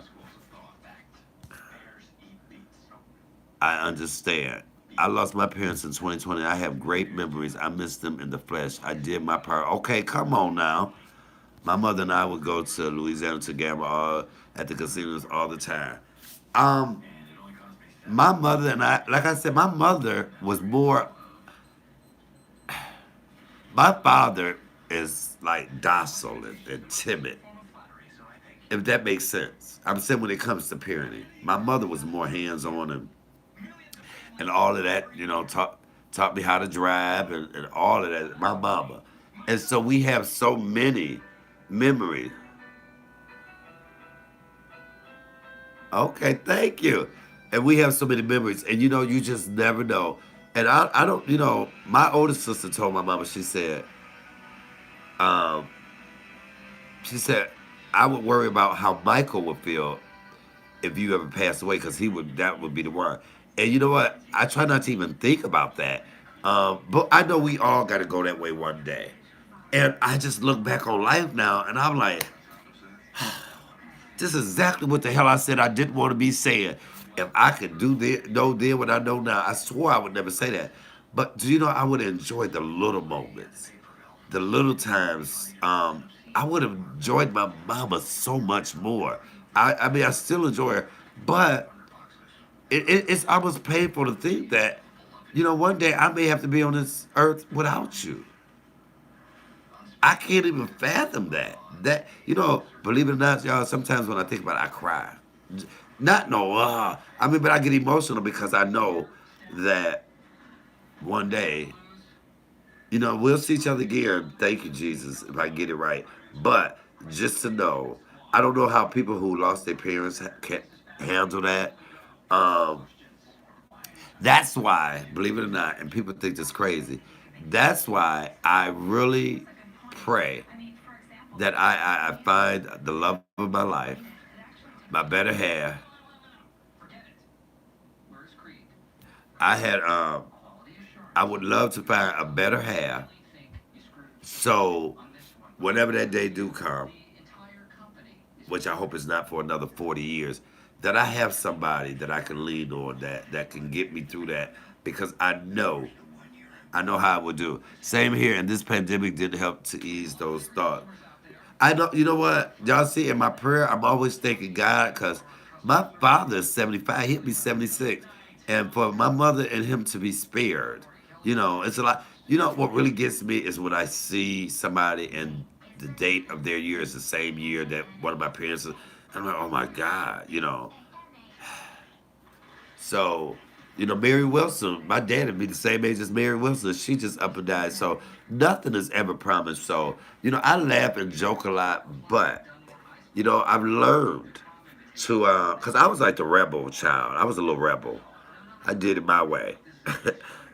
And me and my mama bumped heads a lot. I told you, she shot at me. My mama, look, she didn't play. She literally shot at me. So I try to enjoy every moment now, every moment that I got. So what I do is I learn to let stuff go. Instead of going toe to toe with her, especially when I know I'm right. It used to be a time when I was right, Mama. Mama, I'm right. Now, whatever she say goes, whatever she think happen. I don't even worry about it. And you know what? And it makes me feel good just not to worry her. She always say, "You killing me. You the one killing me." She always say, "I'm trying to kill her." It's her, but God on my side, and I know that my Father is my angel, looking over my. Yes, you know what? So far, my grandmother, when my grandmother passed away, who was like my mother, I could not breathe. I mean, I cried constantly, and I thought that that was the most painful thing that ever happened to me. And but as much as I miss her, it would be nowhere compared to me not having my mother. You know what I'm saying? And see, and I believe this that God served a purpose because at one time I loved my grand. Well, I didn't go see. When I say this, I want people to think wrong that I felt like I loved my grandmother more than my mother. I'm not gonna say love, but I was closer, and she was like my mother because my mama had me at 19. My mother was a young mother with all these kids, but she was married to my daddy, so don't judge my mama. God damn it, judge your damn self. And my grandmother died when she was 56, and what her purpose on earth was served. I could not understand it. I didn't understand it. I questioned God. Why would you take her? But now you took my grandmother, but my great grandmother. My grandmother died a month before my 18th birthday, but I had my great grandmother until I was 41. And I just didn't get it. I didn't understand it. And I was mad. But how many people know everything happens for a reason? How many people know that everything happens for a reason? God has everything in divine order. We may not understand it. Come on, somebody. But he has everything in divine order. And with that being said is that brought me and my mama so close together. So close together. And I think as long as my grandmother had been here, we wouldn't have had the type of relationship that we have now. You know, uh, just it's what that's a beautiful blessing having your parents, and I love the way you pray. Thank you, Jay Collins. My grandmother raised me. She is gone now, but I still have my mother now. Yeah, listen. What do they say? If you honor thy mother and thy father, your days on earth shall be longer. You know what? It listen, I cannot explain it. I cannot explain the love that I have for my mother. Um, you know, if she don't feel good, it just does something to my heart. You know, no, my mother's a strong woman. So anytime that she's not feeling well or something, I'm right there in 2.2 seconds. Ain't no time she went to the hospital that I did not go with her. Uh, I'm so selfish. I am so selfish that when she did have the knee replacement, I was there, and you only could have one visitor a day because of the COVID. I would get there 3 hours ahead of time, just so could nobody else go see her, and I would stay there the whole day. But see, what I don't get from my siblings and all these grandbabies, cause let one of them had been up there. Do you know I still would have made my way up there if I had to sneak up there and see my mama? Could nothing have held me back. Could nothing have held me back. What my mama? I'm going to see mine. Yeah, and my mama is my hero. My mother is my hero. You so right.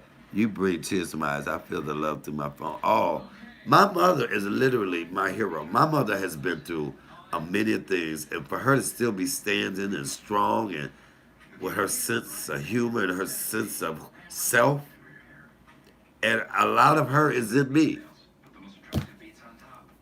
Even the bitchy side, even the bitchiness.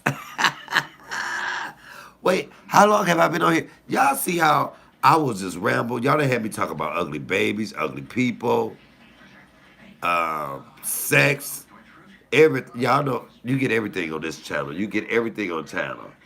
You get everything on this channel. Because this is Cooking with Comedian Michael Allen, where we do cooking, comedy, cussing it, cooking, comedy, cussing it, forcing game for life. Oh, this is the last story I'm going to talk about. Let me get off. My iMovies is messing up, right? So I can't do this video that I want to do, but I'm going to do it. Where this motherfucker, y'all know, I hear your love for you. Thank you. Look, anybody know, if y'all go back and look at my videos, what I do is I love Aretha Franklin. I've done her uh, peanut butter shrimp. Um, I've dedicated. I love Aretha. That is my favorite singer of all time. Let me read this. I am less than 5 minutes from my mama and less than 10 minutes from my daddy. But I've always been a daddy's girl, but I love them both with all my heart. Isn't that the truth? So I'll be coming with this video and I'm gonna let this motherfucker have it. I'm gonna let this Negro have it that on his one of his videos it says Cicely Tyson's funeral, so sad, please don't cry. So I click on it, I was like, oh good, I can see Cicely Tyson's funeral. So I'm looking, and then I said, wait, she got a gold casket just like Aretha. Oh. Then I said, oh, they playing the same song. How? Then I looked and saw Shirley Caesar with the same dress on. I said, how this Negro gonna play Aretha Franklin's funeral, but have Recipe Cicely Tyson like it's her? Never show Aretha in a casket. That is a disrespect to Aretha, and it's shown up a disrespect to Cicely Tyson. I can't wait to do this video. I went to comment, but he had his comments turned off. Now, that is what you call thirsty for likes and views. This nigga got 40 something thousand, somewhere in there. Where everybody watching and thinking it's Cicely Tyson, you never know, unless you're an avid Aretha fan like me. Why you don't use Aretha Franklin's funeral, fool? All right, y'all. So y'all be seeing that video, and I'm because I can't even remember his name, but I'm gonna get his ass. I love Shirley Season 2. I met her a couple of times. I used to do a lot of gospel plays, so I've met a lot of gospel stars. I love them all. I met Mary Marian. Um, oh my God. Um, Donald Lawrence. James Woods. Vanessa Bell Armstrong. Dietrich Hatton, his wife. James Moore. Um, I say Mary Marian, her husband, and their group. I met Edwin Hawkins. I met Tremaine Hawkins. I could just keep going. I could just keep going on and on and on of all the people I had a chance to meet. You can't wait to see the video. Oh yes, I'm coming, and I'm gonna call that motherfucker out because that's just thirsty. You did that for views. If you can't get on here and do a video of your own or just talk about a video, but for you to have people thinking that that's Sissy Tyson's funeral and it was Aretha Franklin's, you need your ass whooped. You mess around. You better glad it ain't my mama because you mess around and it'll be your own damn funeral. See what I'm saying? We a lot of stuff is y'all got on these YouTube streets. See, this is why I love channels that are authentic because it is all in. What make you click on the video is how the picture look or what the title is. And see, a lot of people do that, and then it ain't shit about the title. It's just to get people to look. My thing is this: I'm not gonna pull you in and entice you in unless if what I'm talking about, what's in my title, don't get you, then it's not the video for you. Yes, we all like likes, we all like views. I'll be the first one to say that, but I'm not gonna deceive my subscribers to come watch some shit just to watch it. Cause yeah, you get to come see, but I won't even subscribe to that man for doing that. Oh wow, that is very disrespectful. Folks will definitely do anything for life. We have to be careful. I'm serious. Now my thing is this: like with my sister and stuff, and I was telling people, look, yes, yes, I look at other people's video, and if I see a video that I really want to comment on, or I've seen somebody do a reaction to a video, and I was like, wow, that's something I can have a good reaction to. But I'm not gonna put in there the day I slapped the shit out of my mama. Because if I put that up there, everybody gonna watch that. And then I'm talking about everything but slapping my mama. It's videos like that that piss me off. That's the type of shit I don't like. Yeah, when the title is a lie. I don't like that. Because if that's what you got to do in order to get people to watch you, then that's sad.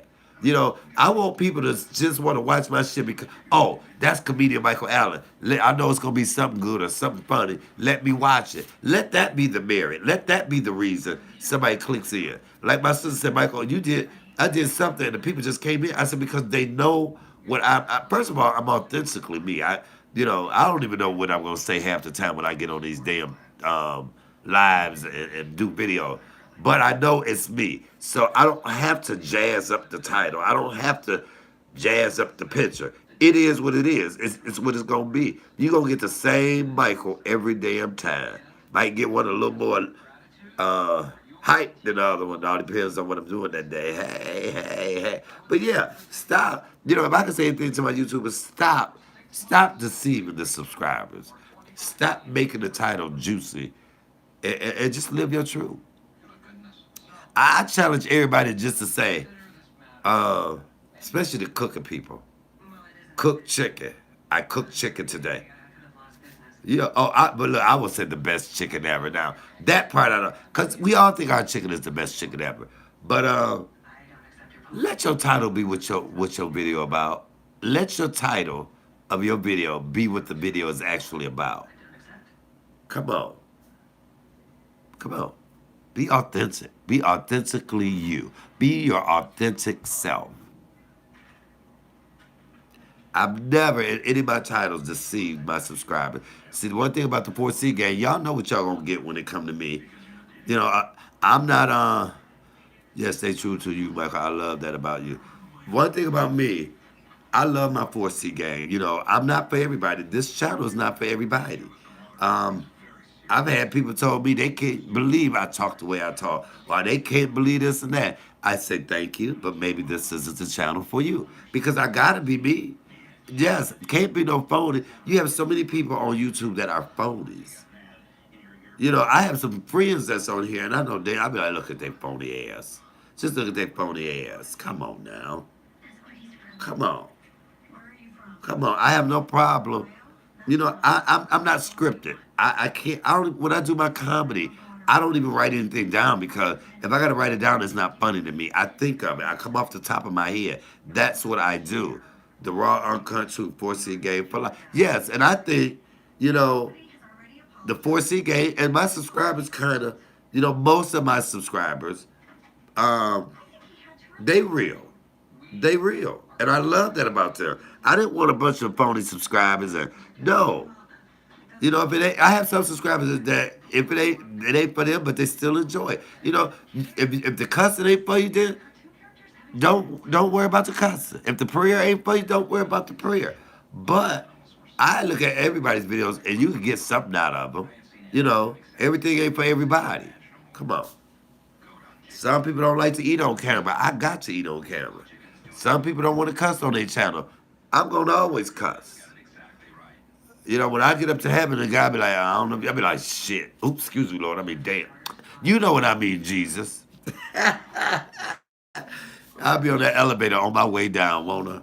But no, I'm serious. If anything, like an old girl, I forget her name, was telling everybody what the formula was to have a successful channel.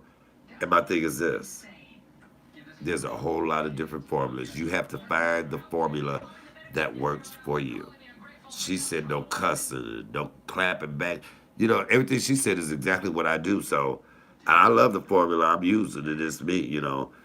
We almost at 10K, so something working with my formula. And I do exactly what she said not to do. Um, my thing is this: if you can't cook, don't start a cooking channel.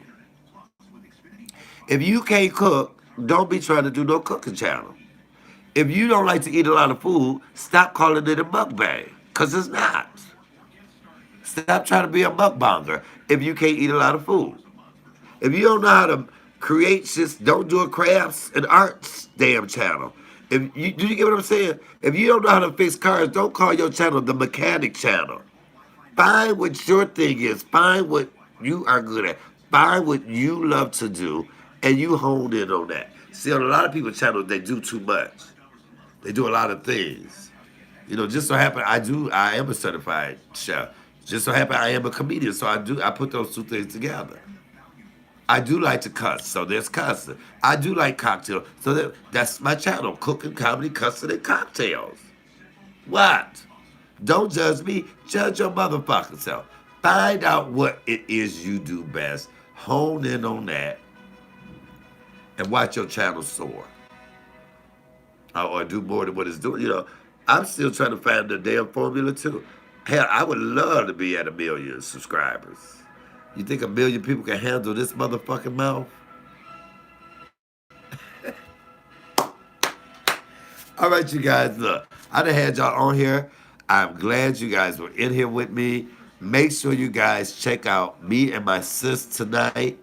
I think it's gonna be around 9ish. Well, her and I. What up, Peter?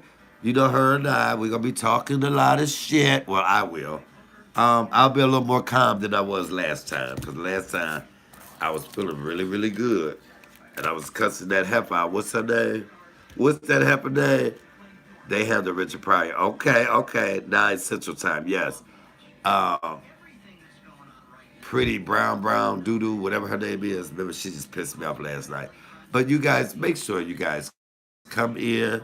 Y'all check out me and my sis. Come on, y'all. We trying to make that a popular show, a popular, just something where we can just get together and kick it. She has guests in there a lot of times. I love doing it with her because Rock, I know my girl Rock just living. That short hair you did, I just watched that video. It looks nice. Um, all of our subscribers, come on over. Come on over to Eat with Philly Phil and more. She does it on her StreamYard, so it'll be on her channel. But all my 4C gang, come on over there. Um, Thank you, Daquan. We will talk about, give us some ideas of what y'all want our opinions about. Because me and my sis are totally different. Uh, um, we are totally different in our approach to things. I love my big sis. She got it in the. Uh, my sis may not do no other show with nobody else but me because I will shut it down in these damn YouTube streets. Love you and your sisters. Thank you. Julia Mercy, I'll see you there. Yes, you guys, tell a friend about it. I want to get in there and I want our numbers to be so up. My sister deserves that. I want the numbers to be up. I want every time we do a live, give us some ideas of what you want us to talk about. But These are two black people, family, trying to make it successful. Come on, y'all, let's make those lives successful to where, one day maybe we'll be able to come in a different city and sit down and I'll cook and do some comedy. Me and her cook together. I'll do comedy. We can chat, but it all starts with people supporting us and her trying to do that. I love talking with my sis. Y'all get some real, raw, authentic us. Who's your sister channel? Her channel, April Sunshine. Hey, April Sunshine. Her channel is Eat with Philly, Phil, and More. Philly, Phylly. Eat with Philly, Phil, and More. Come on, y'all. Let's make that. Hey, Nita. Hey, Nita James. Come on, y'all. Everybody got these little shows out, but you know what? I want my sisters and I's to be a success to where y'all see more. We got a lot of things coming up on Eat with Philly Phil and More channel. Yes, that's it. You know, um, I'm waiting on I'm waiting on the ingredients. You all know that I will be cooking her cake, trying to cook her cake from scratch. Gotta come to Chicago in my kitchen. Margaret, I'm telling you, that's something that we want to do. We thinking about doing. I will. Especially when this pandemic over, I will be going around because I want to meet everybody. I want to go to every city and meet every damn body. Okay, Rayno Brands, thank you. You'll be there. Come on, everybody, tell somebody. Tell a friend. Hey, let's go check out Eat with Philly Phil and More and Cooking with comedian Michael Allen. You know he crazy. Did y'all watch it? Where I made her cuss last night. I'm the black sheep of the family. I will let you stay. I will let you stay here. All right, Margaret. I'll hold you to that. Great channel too. Thank you, Christina. No problem. Yes, y'all. Tell some friends about it. Tell them to go over and check us out. Let's make that a success. I enjoy doing it. My husband is a house music DJ. Okay. You know what? If I ever do a Chicago show in Chicago, I have to get with him about DJing it for me. But y'all, I'm serious. I play about a lot of things. Tonight, set your time aside to come check out me and my sis. Show some love. Like it, share it, tell your friends about it. We will talk about whatever y'all want me to talk about. Ain't nothing off limits. Y'all know I don't give a damn. I don't give a damn. Uh, I'm an open book. And I would love for you guys to help us make those lives that we do a success. Um, yes, it's a business. This is a business. And we trying to succeed. You know, we need a lot of us to make it through. Thank you, Margaret. We need a lot of us to make it through. We all should be on B Love's level. And the reason I use her because that's the mark. She set the bar. And there's nothing wrong with trying to reach it and obtain it. There's nothing wrong with that, trying to reach that and obtain that. It should be a million of millionaires on YouTube. Period. That's why I try to give back. And no matter how high I get, I will never forget the ones behind me. And I'll never have a problem of pulling somebody up, pulling you up. Come on. This is how I did it. Here you go. Come on. Let me shine a little light on you so your light can shine brighter. It's nothing wrong with that. It's nothing wrong with that. Come on, people. Come on, people. Show some love. Show some love tonight. I want my mind to be blown when me and my sister go live. I want my mind to be, I be like, what? They up in here, sis. Oh, they watching us up in this motherfucker, sis. Um, be sugar. Do me a favor. Won't you put Philly channel name up there for me, please? Cause I don't know how to do this shit in here. Hey, Mike, I see you have a ring my bell teacher. Yes, look, ring my bell or go to hell. Listen, my one of my subscribers, Pyseria, await made this up for me. So I'm in deals now with a certain person, and he's in Chicago. I got to talk to him again about it, about making up some T-shirts and doing some with my little sayings on it, and then maybe I'll have a giveaway, and I hope y'all get there too. 1 million. I would love to listen. Baby, one thing. The same Michael you got at 10,000, 9,500 subscribers is the same Michael you going to have at 1 million subscribers. And you know what? You have to speak things into existence. And I don't mind speaking it to an existence. But I got to always be me. I got to be me. and I'm going to stay that way. I got to be me. So anyway, you guys, I'm gonna say this one more time before I get off of here. Thank you, Christina. Please, please, please, I beg of you, in Jesus' name. You know, you always got to throw Jesus in there. Come and watch the live tonight. Okay? Just come in there, like it, share it. Come here, I will have my husband mix the 80s house music. Okay, all right, Margaret. Is it Marguerite? No, that's Margaret. Margaret, yeah. Um, so yes, you guys, blow our minds tonight. I want y'all to come up in there full force. I want y'all to come up in there and turn it out. Let's show them how bad the 4C gang and the EWPPG and all the other people are, and to show love. That's a challenge. You know, we get all these other challenges.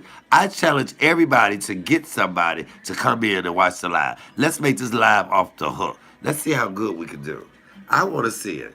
I'm curious. I know this is uh, oh, Margie. Okay. You my friend too, Margie. Yes, you guys. There, be sure to put it down and eat with Philly Phil. They're gonna her link. Come on in tonight, y'all. Let's see. I want to see what we can do. Let this be the best live we've ever done. Let's talk about it. Let's talk. Y'all know how we are. We real, we raw, and we uncut. And whether we talking about Jesus or Jezebel, at least we talking. Come on, somebody. Come on, somebody. So I got everybody's word. I got everybody's word. Y'all gonna come in. Everybody gonna tell a friend. Tell a friend. Send everybody the link or send them the channel. Yes, let's do this tonight. All right. Okay. This your boy cooking with comedian Michael Allen. I love you guys, but I don't love you more than I love myself. What? Don't judge me. Judge your motherfucking self. Lizzie Hatch, hi Michael, what you cooking? Yes, tell a friend. I cooked some chicken, some mashed potatoes, and some string beans.